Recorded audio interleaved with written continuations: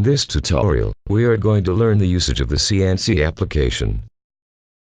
Let's open the CNC application.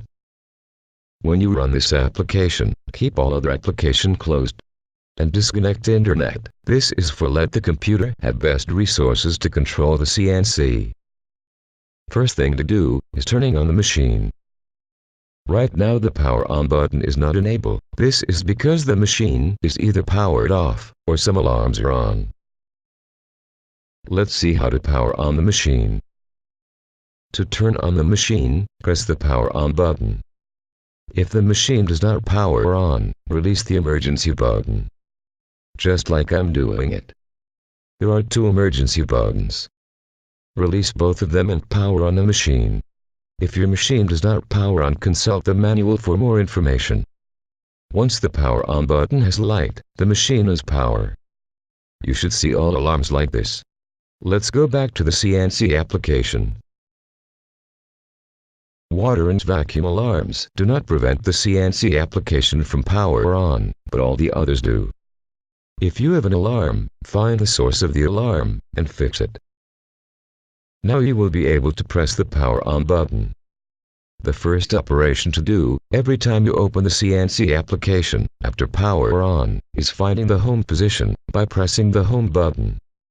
Home position is the origin of all machine coordinates. Without it, the machine does not have limits, and it cannot play any G-code.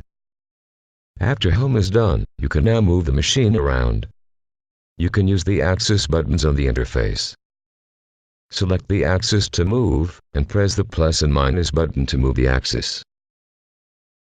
If you select a dimension on this list, a single click on the direction button will move the machine of the selected dimension. Select continuous to have a continuous move. You can also move the machine with a keyboard. Let's see how.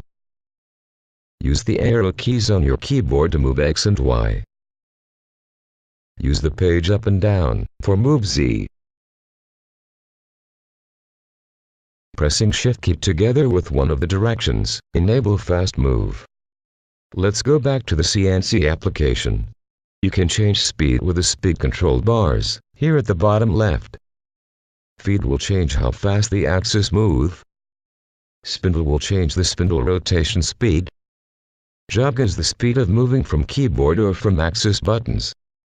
And maximum velocity is self-explanatory. You can also change speed while the machine is processing a G-code. To change feed rate rapidly, you can use the keyboard numbers from 3 to 0. Where 3 is 30% feed, and 0 is 100%. The last way to move the machine is with a pendant. Let's see how. To move the machine with a remote, you must hold the red button on the side of the remote. On the left you select the axis to move, then when you spin the wheel the machine will move the axis selected.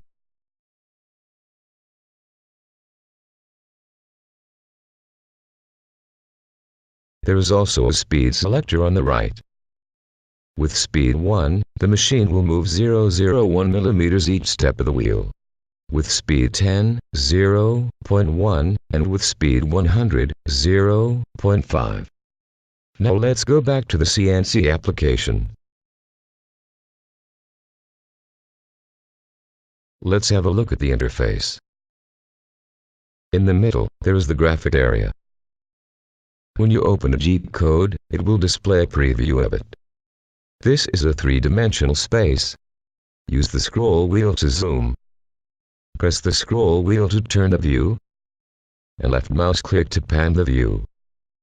The red dotted space represents the limits of your machine. You cannot travel outside these limits, and no G-code can be processed outside these limits. On the top you have your current position and the moving speed. Notice the XYZ lines. They show your current 0. The small blue point in the corner is the actual machine 0. When current 0 and machine 0 are not in the same position, it's because you have touch off. This may cause your G-code to finish outside the limits of your machine, even though your DXF was drawn inside the limits. Since we do not want to work with touch off, we have to reset the coordinate system. From the machine menu, select Zero Coordinate System and P1 Jeep 54. The XYZ lines are now where the machine 0 was. The machine position is shown by the cone. Right now it's on the opposite corner. That is because the origin of the coordinate is not the same as the home position. This is normal, and it's how the machine operates. On the right side the spindle speed is displayed. To spin the spindle, you can use the spindle control buttons on the left. Or you can use the MDI commands. Right and 3, to spin the spindle clockwise, or M4 for counterclockwise. Then S. And the speed you want the spindle to spin at. For speed about 3000 RPM, open the lubricant water, or remove the rotatory water connector over the spindle, to avoid burning it. You can open and close the water, with the coolant flood check in the manual tab, or with the M8 and M9 codes and MDI. To stop the spindle use M5, or the stop button on the manual controls. MDI is also useful to move the machine on a set coordinate. You can use G0 to move the machine fast, or G1 to move with a feet rate specified after the F. Let me show you how.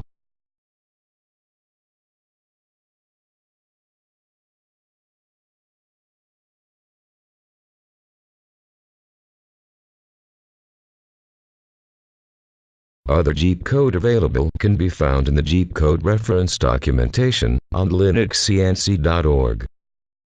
For this lesson I prepared a job with vacuum and a simple edge cut. This is my DXF.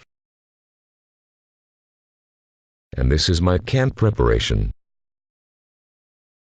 Now let's open the vacuum Jeep code. Use the folder on the top. Or from the menu file, open.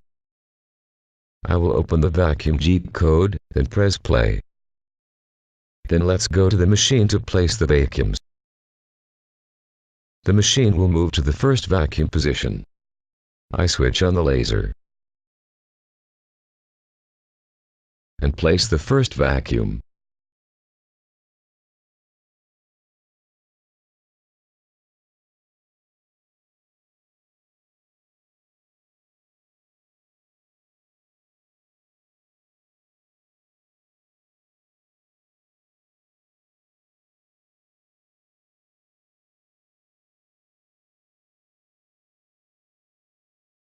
Now press the confirm button. The machine will then move to the next position. I will place all vacuums one by one.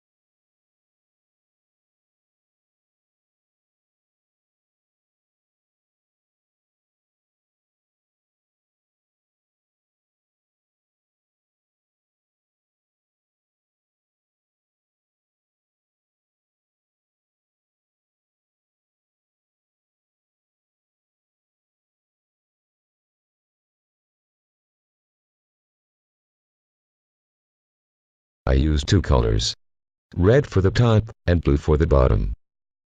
I will open the bottom valve.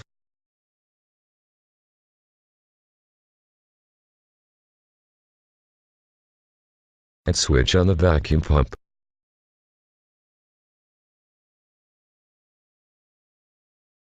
Check the pressure meter, the pump should be able to go to 007 MPa and go off. If it can't, check your tubes for leaks. I will check that my vacuums are well locked on the table. Now I can load the stone. Now let's go back to the CNC application. I will open my job Jeep code.